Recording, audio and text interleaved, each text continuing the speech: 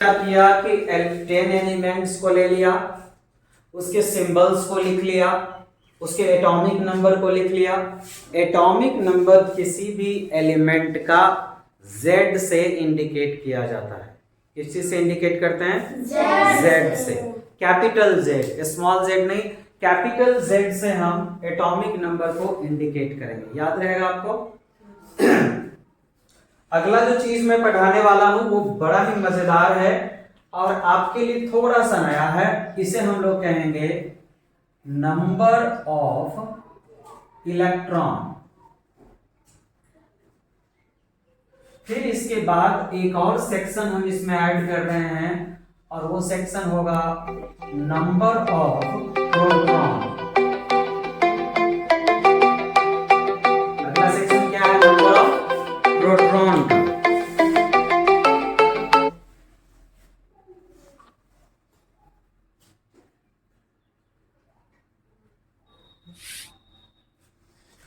तो दो सेक्शन हम लोगों ने ऐड कर दिया इसके अंदर, ठीक है ना?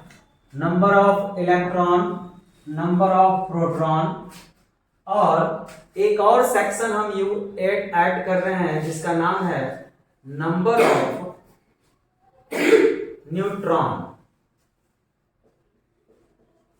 और एक लास्ट का सेक्शन हम लोग यूज करने वाले हैं, इसको कहते हैं एटॉमिक मास, या फिर मास नंबर भी कई बार कहते हैं। और इसका जो रिप्रेजेंटेशन है वो रिप्रेजेंटेशन क्या है जरा देख करेंगे। ए से क्या कहेंगे इसको? Capital A. क्या बोलेंगे इसे? Capital A. Number of neutron को कोई खास रिप्रेजेंटेशन नहीं दिया गया है, सिंपली आप इसको कैपिटल एन कह सकते हैं नंबर ऑफ न्यूट्रॉन को। और नंबर ऑफ इलेक्ट्रॉन्स को, नंबर ऑफ प्रोटॉन्स को, सभी को आप सिंबलाइज कर सकते हैं जिस तरीके से, जरा देखिए। नंबर ऑफ न्यूट्रॉन को आप कैपिटल एन दे सकते हैं यहाँ पे, नंबर ऑफ प्रोटॉन को पी लिख सकते हैं और नंबर ऑफ इलेक्ट्रॉन को स्मॉल ई लिख सकते हैं। तो ये तो रिप्रेजेंटेशन हो गई और इसके बारे में 1 बाय 1 हम पढ़ने वाले हैं। एक चीज मैं आपको बता रहा हूं, जरा ध्यान से सीखना है। जितने नंबर ऑफ एटम्स होंगे, नंबर ऑफ एटम जो हमें याद है, हमें याद है ना नंबर ऑफ एटम्स, वो number of atom number of electron और नंबर ऑफ प्रोटॉन के बिल्कुल बराबर होगा। ये तीन चीज ऑलवेज इक्वल होते हैं। क्या क्या इक्वल होंगे बताइए जरा? ये जो Z है ये किसके इक्वल होगा? P के। और P किसके बराबर होगा? E के। याद रहेगा ये टर्म? ये इसको आप एक फॉर्मूला भी बोल सकते हैं। क्या है आपका formula? Z equal to P equal to E। Z क्या रिप्रेजेंट कर रहा है? Atomic number. P क्या रिप्रेजेंट कर रहा है? जोर से बोलिएगा जब पूछे तो। और E क्या रिप्रेजेंट कर रहा है? तो नंबर ऑफ, ये जो एटॉमिक नंबर है किसी भी एलिमेंट का, किसी भी एटम का, वो नंबर सेम होगा नंबर ऑफ इलेक्ट्रॉन और नंबर ऑफ प्रोटॉन के। याद रहेगा? लेकिन नंबर ऑफ न्यूट्रॉन इक्वल हो भी सकता है और नहीं भी हो सकता है। और नंबर ऑफ जो मास है, मास नंबर जो है वो काफी डिफरेंट होता है। तो मान लीजिए कि एटॉमिक नंबर किसी का 1 है तो उसका इलेक्ट्रॉन उसमें कितना होगा? 1 इलेक्ट्रॉन होगा। तो हाइड्रोजन में कितने इलेक्ट्रॉन हैं? 1। हीलियम में कितने इलेक्ट्रॉन हैं? 1। लिथियम में कितने इलेक्ट्रॉन हैं? 3। बोरन में कितने हैं? बेरिलियम में कितने इलेक्ट्रॉन हैं? 4।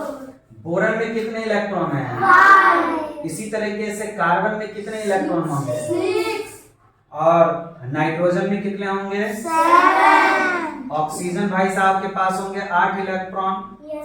फ्लोरीन के पास होगा 9 इलेक्ट्रॉन और नियन के पास होगा 10 10 इलेक्ट्रॉन। सिमिलरली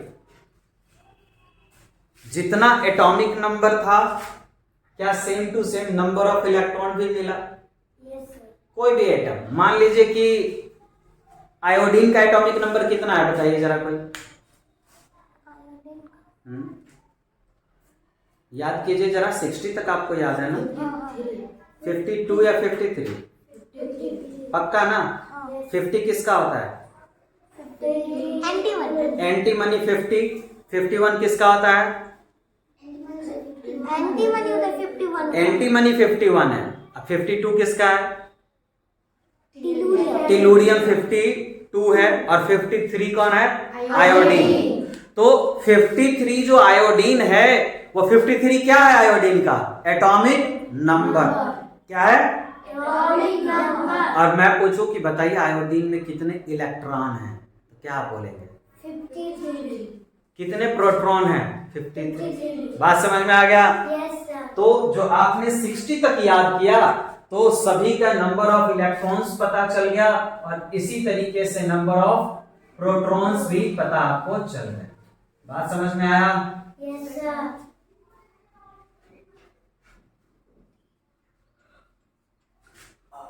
तो नंबर ऑफ प्रोटॉन्स आपको पता चल गया, नंबर ऑफ इलेक्ट्रॉन्स पता चल गया, और नंबर ऑफ एटम्स पता चल गया, सॉरी एटॉमिक नंबर पता चल गया। क्योंकि ये तीनों क्या है? गोदा गोदी खेलता है। रे भाई, हाँ भाई, रे भाई हमारा एटॉमिक नंबर है कार्बन वाला, रे भाई हमारा एटॉमिक नंबर है कितना? 6। कार्बन का एटॉमिक नंबर कितना है? 6। बताओ मेरे अंदर कितना इलेक्ट्रॉन है? अरे भाई साहब, आपका एटॉमिक नंबर 6 है, तो आपका एटॉमिक नंबर 6 है, तो इलेक्ट्रॉन भी कितना होगा? 6 ही होगा।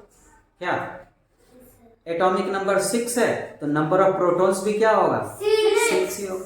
लेकिन नंबर ऑफ न्यूट्रॉन्स बदल सकता है, नंबर ऑफ न्यूट्रॉन बदल सकता है। और एटॉमिक मास में तो फ्रैक्शंस भी आ सकते हैं।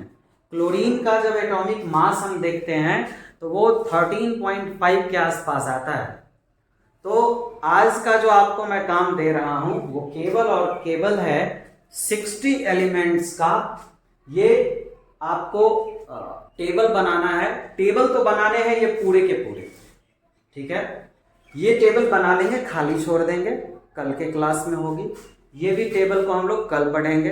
एक हिंट्स मैं दे देता हूं कि ये जो एटॉमिक मास है, या फिर उसी को हम क्या बोलते हैं? Mass number.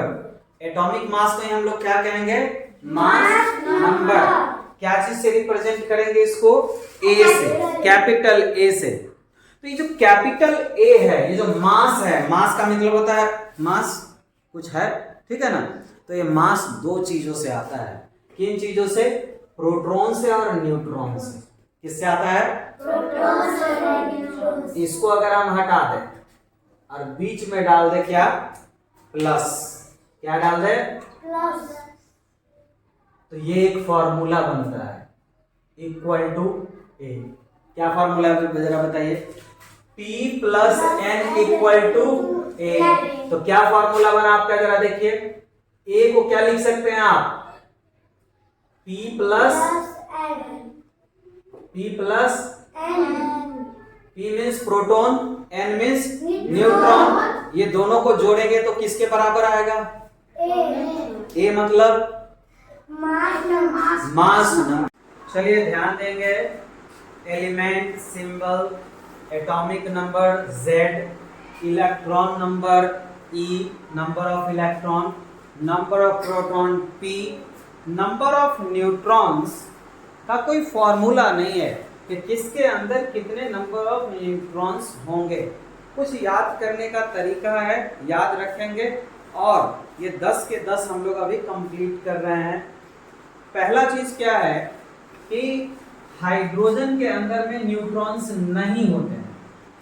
हाइड्रोजन के अंदर में न्यूट्रॉन नहीं, लेकिन हीलियम के अंदर में 2 न्यूट्रॉन होते हैं। कितने न्यूट्रॉन? 2 न्यूट्रॉन। अगला बारी है लिथियम की। लिथियम में 4, कितने न्यूट्रॉन? 4 न्यूट्रॉन होते हैं। इसी तरीके से बेरिलियम में भी, बेरिलियम में 5 होंगे। कितने होंगे? 5। अच्छा, बोरन में 6 न्यूट्रॉन होंगे। कितने न्यूट्रॉन? 6। कार्बन में भी 6, नाइट्रोजन में 7, ऑक्सीजन में 8, लेकिन फ्लोरीन में 10 न्यूट्रॉन होते हैं और नियन में भी 10 न्यूट्रॉन होते हैं। बात समझ में आ गया? तो इस तरीके से हम लोग इसका मास नंबर कैलकुलेट करके निकाल सकते हैं। क्या निकाल सकते हैं? अब बताइए, क्या हम इन दोनों को जोड़ सकते हैं तो ये इक्वल आ जाएगा मास नंबर? 1 + 0, 2 + 2, 3 4, 4 5,